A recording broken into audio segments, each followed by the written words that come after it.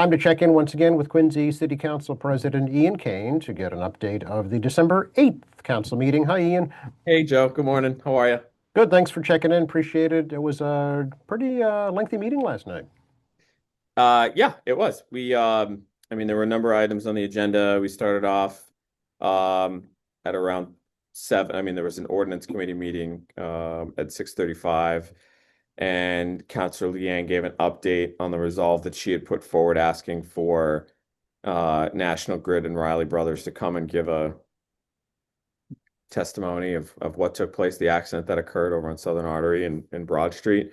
They did reply apparently to Councilor Liang's resolve that was passed, and they said that it's an ongoing investigation, and they'll be happy to come and give an update after. Of course, it's better than nothing, but still, disappointing. It was a pretty awful circumstance. So, it just wants accountability and more answers, of course. Right. Well, as you pointed out last time, they didn't even have to reply, so I guess that's a start. Correct. Absolutely. They did not have to reply. So at least something is better than nothing. It doesn't, exonerate them from what took place, and we'll see what happens from there. Right, right. And I know this is her time in office is ending, but that doesn't affect the resolve. Is that right? No, I mean the resolve was passed, and I mean everything sort of gets reset. There'll be nothing in committee if it's resubmitted by someone else to have them come, then great. But otherwise, the issue was passed, and that's kind of it. Gotcha. Okay, very good. Then we went into a public hearing for the property tax classification for the fiscal year 2026. John Rowland, the chair of the Board of Assessors, was there to give a presentation on the state of the tax classification. And so, every year I mean, this is the 10th year doing this, and it's the same presentation. The process doesn't change. It's guided by the state tax policy, which the municipalities have to follow. It's a confusing subject, and nobody wants to pay taxes. No one. No one wants to pay taxes. It doesn't matter how much the taxes would be. There would be no amount of tax that someone would probably like paying, right? Because it's all subjective based on the value that they're receiving and/or their ability to pay for those taxes and how it affects their personal finances, right? And we are in a crazy town, right? Like things just aren't the same as they used to be. And so, we heard, there were many people that came up and gave testimony last night. And I hear them all. I really do. It's like, I think that in this world that we live in, where everyone I think everyone feels very out of control about circumstances. And so, they have to figure out where they can grasp onto something that is within their control. And most recently, this has been, for a group of people at the city council level, which is fine. I think that there are certain aspects of the budgeting that govern this process. There are certain market forces that govern this process in terms of the valuation and assessment of properties, which single family properties are the most desirable asset, and no one's building them. No one's building them. There isn't property for, I mean, there of course is property to develop single family homes, but the capital does not support the development of single family homes. Capital supports the development of multifamily properties. And yes, there are incentives that go into some of those projects that you see. I mean, the Grossman project is actually a very good example that we talked about, last week or two, whenever we last spoke. Small incentive, state level support needs to get approval before the city incentive goes forward, but the return for the city is a considerable multiple, right, in terms of new growth. So, economic development, the budget management and the tax classification. No, the tax classification is an easy decision, but the management of the tax levy, they're all difficult equations. And I'm not the executive. I'm not the one that has to balance needs and wants, and I certainly support, all the work that we see in Quincy that is yielding growth, and I think again, everyone's interpretation is different, and they're entitled to that. But what we've seen year over year, we saw $6.7 million in new growth to the tax base. That's seventh out of 351 cities and towns in Massachusetts. That's not bad. You know what I mean? 6.7 million doesn't sound like a lot, but if we're at the top of that heap, then that says a lot about general new growth in the Commonwealth of Massachusetts, which I guess isn't really saying that much, right? I mean, there are reports all over the place. I don't know if you've been following, but just in the Globe, I think the other day, there was an article that 1 in 3 residents in Massachusetts is considered leaving Massachusetts because of the high cost of living. So, this isn't to excuse any decision making or, budgetary considerations or the tax levy that will be set next week, but we're in a precarious circumstance generally. Federal aid is down, state aid is down, and in some cases misappropriated, right? And then that trickles down to the local level. Now, fortunately, we do have some of this new growth to offset some of these reductions in support from the state and federal level. That can't be said for many cities and towns in Massachusetts who are mostly going through tax overrides, Proposition 2.5 overrides in order to fund projects or to fund basic operations. And they're not, most of the smaller cities and towns aren't taking in growth like Quincy's seeing and attracting. So I just want to sort of like set that because I think there are so many factors that fit into this equation. And again, I empathize with residents who are coming to financial issues where it's like I need to make a decision between how to pay this and how to pay that. And every year there's always a request about tax exemptions or tax abatements, and those are outlined whether in the pamphlets that the Board of Assessors puts out, but they're also mandated by the state. So, any sort of new concept around that would have to be proposed to the state level, whether or whether some city council proposes that through home rule petition and sends it up and see what happens, or go to our state legislators and have them promote some concept because, they have a hand in this too. So, and the interesting concept, we've talked about this in years past.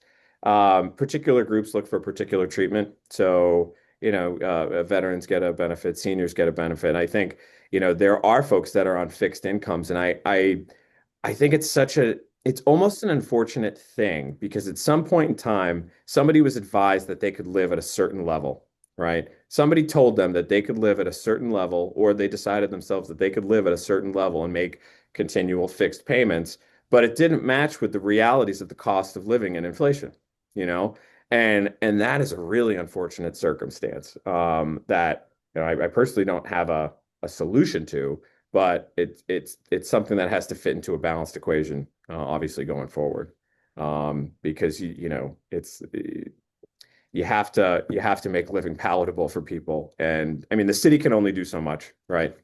So last night we were presented with making a decision on splitting the residential factor. So this is something we've done every year. I've been on the council. We split it to the lowest amount possible taxed, which would be 75%, as opposed to the full 87 or so. So we shift the burden to the commercial and industrial and personal property tax. So we didn't take that decision last night because the tax levy has not been presented to us. And so we decided to push those decisions off to next week so we can have a more holistic discussion about both the residential factor and the tax levy that'll be presented. Oh, okay. Was there an explanation from the administration about why the rates weren't available? Let's see. I wrote down some words. It just sounds like there's I think they're trying to figure out, frankly, how to get it to the lowest number, right? Or certificate. You know what I mean? I think that's what they try to do every year. There was a discussion last night about the free cash application, which we do every year, which most cities and towns don't do because they don't have, I guess, they're not fortunate or they don't take advantage of that. So I think those orders will come in next week. I think they're trying to see where they could do sweet. I don't know. That's my interpretation. It's like let's see what's the best possible number that we can get to. That's all I can surmise. Okay, all right. So the vote will be on whether or not, as you say, to split the rate, right? Is that right? To put the burden on commercial property? That's correct. Okay, okay. Yep. And then we'll vote on the tax levy. Yeah. Gotcha. Okay, very Yeah. good. So will the public hearing continue It also, Ian? will. It Yeah, will. we'll keep the public hearing open. Uh, or we'll reopen it back up next week. Okay. Yeah. Okay, very good. We'll, All we'll right. talk again next week if that's We okay. will talk again next week. Okay. So then Council Devine put forward 5 appropriations from a Ward 4 mitigation fund to various organizations, including QCAPS, Southwest Community Center, TPAL Department, the Southwest Middle School in Lincoln Hancock for PTO activities, Southwest Middle School PTO for equipment, and for Southwest Middle School PBIS program, which I don't know what that stands for. Um, and neither does this appropriation, but Okay. nice, nice gesture from Counselor Devine to allocate those funds to community organizations. And after that, Mayor Koch put forward an order to adopt a particular law that was passed in the state legislature on concerning the safety of school children boarding and embarking and disembarking school buses. So this will apparently allow the city to install quote unquote stop arm cameras for student protection as they get off and on buses. So Okay, uh, was there any funding request that went along with that? no funding No. requests, just acceptance of the law. Okay, very good. Yeah. There was another order to allow for an easement for a particular property in North Quincy that is being developed by Tremont Asset Management. This project was approved, I think, a couple of years ago. And it's needed for the installation of I guess one street is owned by the state, Hancock, and then another street is run by the city, which is Newport, and that's the intersection. And so this is granting an easement and restrictions necessary to allow for the installation and maintenance of certain utilities in the city's land. Okay, very Okay. good. Yeah, Uh, that's where Burt's Electric used to be, I think. that's where, yes, Yeah. correct. Yep. Okay. Domino's Pizza there. Great. Yep. And then the last order presented last night was for using the Chapter 149A construction manager at risk delivery method for the construction of the, not construction, I guess, but the planning of the Performing Arts Center in conjunction with a presidential center. So this is procedural. There was no financial request attached to this. There was a short discussion on location, and it was mentioned that this would most likely be in the Monroe Building parcel, and that was about that. Everything passed, by the way. All these things passed. Okay, yeah, the mayor has mentioned the Monroe Building in the past as a potential site for that. Very good. Yeah, and that was it. So we've got public hearing starting at 6:30 next Monday, the 15th of December, and then we'll go into the council meeting after that. Okay, all right. I know it was suggested last night too, Ian, about maybe taxing larger residential properties at the commercial rate. Is that something that's in the council's purview, or would that's No, that's no? not. As I said, tax policies at the state level. And Okay, so this isn't something unique to Quincy.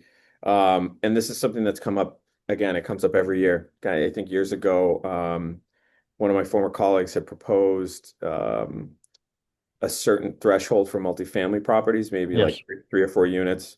And again, I think the interesting thing about real estate too is um, I'd love to take a poll, and I think that the assessor's office knows the answers to these, but um, one, owner-occupied residential in Quincy is, I think, above 85%. Last I checked a year ago.